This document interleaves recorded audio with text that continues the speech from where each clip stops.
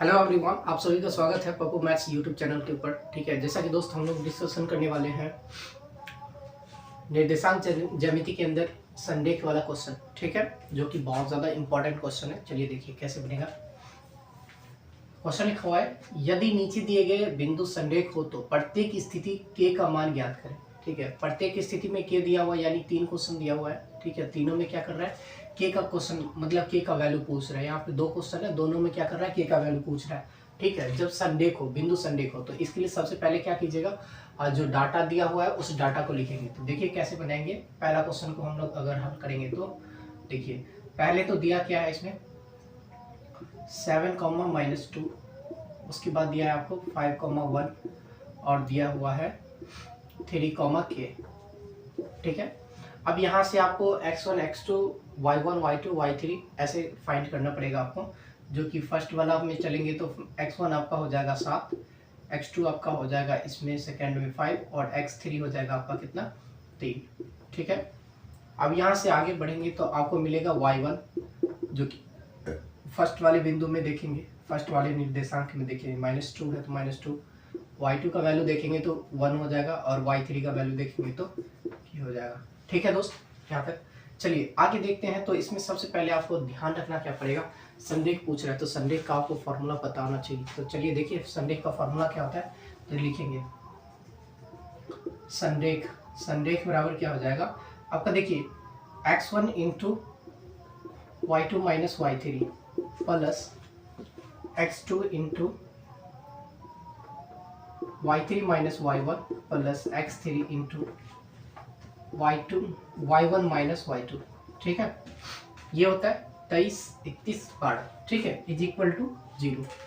जब आप संरेख निकालिएगा तो संरेख में क्या कीजिएगा, जो त्रिभुज का क्षेत्रफल होता है, यानी निर्देशांक ज्यामिति के अंदर जो त्रिभुज का क्षेत्रफल निकालते हैं जिस फार्मूला से, उसमें आप क्या कीजिएगा 0 यानी 1/2, यहाँ पे 1/2 लग जाता है तो आपका क्या हो जाता है त्रिभुज का क्षेत्रफल। अब उसी में क्या कीजिएगा, जो बाई में 2 लिखा हुआ है, बट्टे में 2 है, उसको 0 से मल्टीप्लाई कर दीजिएगा। ठीक है, यानी इक्वल टू 0 कर दीजिए तो आपका संरेख का फॉर्मूला बन जाता है। ठीक है, चलिए यहाँ तक आप समझ में आ गया होगा तो आगे बढ़ते हैं। चलिए देखिए कैसे बनाएंगे इसको। x1 का वैल्यू कितना है, 7 दिया है। अब देखिए y2 का वैल्यू कितना दिया है, y2 का वैल्यू दिया है आपका 1 माइनस y3 का वैल्यू है k प्लस x2 का वैल्यू कितना है 5, y3 का वैल्यू दिया है k माइनस y1 का वैल्यू दिया है माइनस में 2, माइनस माइनस प्लस 2 कर देते हैं। ठीक है, प्लस x3 का वैल्यू दिया हुआ है आपका 3, y1 का वैल्यू दिया हुआ है -2 माइनस y2 का वैल्यू दिया हुआ है 1। ठीक है दोस्त, इज इक्वल टू 0। ठीक है, बराबर में आप क्या कीजिएगा 0 कर दीजिए। अब यहाँ से अगर आप इसको कैलकुलेट करते हैं तो देखिए कैलकुलेट करने के बाद क्या आता है आपको, यहाँ से जैसे ही आप कैलकुलेट कीजिएगा तो कैलकुलेट करने के बाद आएगा 7 और 1 को मल्टीप्लाई कीजिए तो 7 माइनस 7 और k को मल्टीप्लाई कीजिए तो 7k हो जाएगा। ठीक है, प्लस 5 और k को मल्टीप्लाई कीजिए तो 5k, ये हो जाएगा प्लस में 10 प्लस प्लस माइनस माइनस हो जाएगा तो यहाँ पे आप दीजिएगा माइनस, 3 दूना 6 हो जाएगा। अब माइनस देखिए, अब यहाँ पे आप क्या कीजिएगा, इसको +3 और -1 है तो माइनस में कितना हो जाएगा 3, इज इक्वल टू 0। ठीक है दोस्त, यहाँ तक। चलिए आगे बढ़िए। आगे आप देखिएगा क्या नंबर्स है, जो नंबर्स को ऐड कर लीजिएगा। पहले प्लस का काम होता है, उसके बाद माइनस का काम होता है। तो प्लस वाला टर्म्स आपको दिख रहा है 10 और 7 17। ठीक है, तो लिखिएगा 17। ठीक है, और ये हो जाएगा आपका माइनस में 9। आगे का काम अगर करेंगे -7k और +5k तो ये हो जाएगा माइनस में 2k बराबर में 0। ठीक है दोस्त, अब यहाँ से आप कैलकुलेट करते हैं तो 17 में से 9 गया तो 9 8 17, 8 माइनस 2k बराबर 0 हो जाएगा। तो आप यहाँ से कैलकुलेट कीजिएगा तो 8 बराबर हो जाएगा 2k।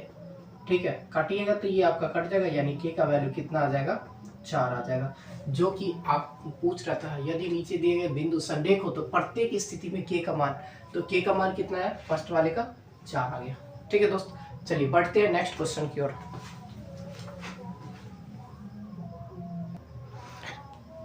जैसा कि आप लोग फर्स्ट क्वेश्चन को देखें कैसे कैसे बनता है, सेम उसी तरीके से एग्जैक्टिव जैसे फर्स्ट वाले को रहे सेम उसी तरीके से क्या करेंगे, सेम उसी प्रोसेस से सेकंड वाले क्वेश्चन का भी बनाएंगे। तो देखिए दूसरा आपका प्रश्न क्या है आपका, अगर इसको हल कीजिएगा तो इसमें भी सेम काम करना है। जो संडे है तो संडे के लिए आपको क्या करना है, के का वैल्यू ज्ञात करना है। किसका वैल्यू ज्ञात करना है, के का। तो सबसे पहले जो आपको डाटा दिया है उस डाटा को लिखा करेंगे, ठीक है दोस्त। तो डाटा जब जैसे ही लिख लेते हैं तो आपका क्या होता है, क्वेश्चन कैलकुलेट करने में आसान हो जाता है, यानी क्वेश्चन को बनाने में बहुत मजा आएगा, ठीक है। चलिए, तो यहाँ से x1 का वैल्यू, x2 का, ठीक है, और x3 का, इसमें 3 टर्म्स दिया हुआ है। देखिए x1 का वैल्यू हो जाएगा 8 के और हो जाएगा 2, ठीक है। अब आगे y1, y2, y3, ठीक है। y1 का वैल्यू है 1, y2 का वैल्यू माइनस में 4 है और y3 का वैल्यू कितना है, माइनस में 5 दिया, ठीक है दोस्त। चलिए, अब फिर से संडे पूछ रहा है तो आप यहाँ से लगाइए संडे का फॉर्मूला। तो संडे के बराबर लगाइए x1 इंटू, ठीक है, x1 into x2 minus y3, sorry y2 minus y3 plus x2 into y3 minus y1 plus x3 into y1 minus y2, ठीक है दोस्त।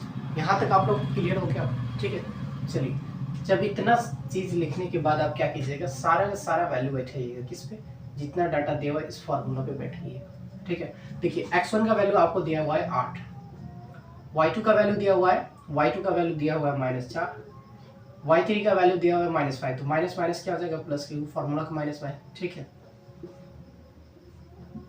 अब प्लस है आगे, x2 का वैल्यू दिया हुआ है k, y3 का वैल्यू -5, फॉर्मूला का माइनस, y1 का वैल्यू है 1 प्लस x3 का वैल्यू दिया हुआ है आपको 2, y1 का वैल्यू दिया हुआ है 1 माइनस y2 का वैल्यू दिया हुआ है -4। तो माइनस माइनस क्या हो जाएगा, प्लस का 4 हो जाएगा, ठीक है दोस्त। चलिए, अब आगे क्या है, 0। अब यहाँ से कैलकुलेट कीजिएगा तो 8, ये 5 में से 4 गया तो कितना हो जाएगा, 1, ठीक है, प्लस के को अभी वैसा ही रखते हैं, अंदर का काम करेंगे तो प्लस माइनस क्या, सॉरी माइनस माइनस क्या हो जाएगा, माइनस हो जाएगा, नंबर जुड़ जाएगा तो 6 हो जाएगा, प्लस 2 इंटू हो जाएगा आपका 4 1 5 बराबर में 0, ठीक है। यहाँ तक हम उम्मीद करते हैं आप लोग को थोड़ा सा भी प्रॉब्लम नहीं होगा। चलिए बढ़ते हैं आगे। 8 और 1 को गुना कीजिएगा तो 8 आ जाएगा, प्लस माइनस माइनस 6 के, ठीक है, और 5 दूना 10 बराबर में हो जाएगा आपका 0, ठीक है। चलिए आगे कीजिएगा कैलकुलेट, तो 10 8 18, 18 बराबर हो जाएगा आपका कितना, 6 के, ठीक है। तो 6 3 18, यानी के का वैल्यू कितना हो जाएगा, 3। तो इस क्वेश्चन का राइट आंसर कितना हो जाएगा, 3 हो जाएगा। तो दोस्त इस प्रकार का क्वेश्चन आप बहुत ही इजी तरीके से बना सकते हैं, ठीक है, जो कि संडे पूछा जाता है। तो आप कुछ नहीं कीजिएगा, जो आपका त्रिभुज का फॉर्मूला होता है उसमें क्या कीजिएगा, 0 के बराबर कर दीजिएगा, और बाई में जो 2 आता है, 1/2 आता है, वो 2 से मल्टीप्लाई हो जाता है, इसलिए यहाँ पे 0 लग जाता है, ठीक है दोस्त। तो जब संडे का कंसेप्ट आएगा तो इस प्रकार से इस क्वेश्चन को बनाइएगा, ठीक है। Thank you so much, love you to all.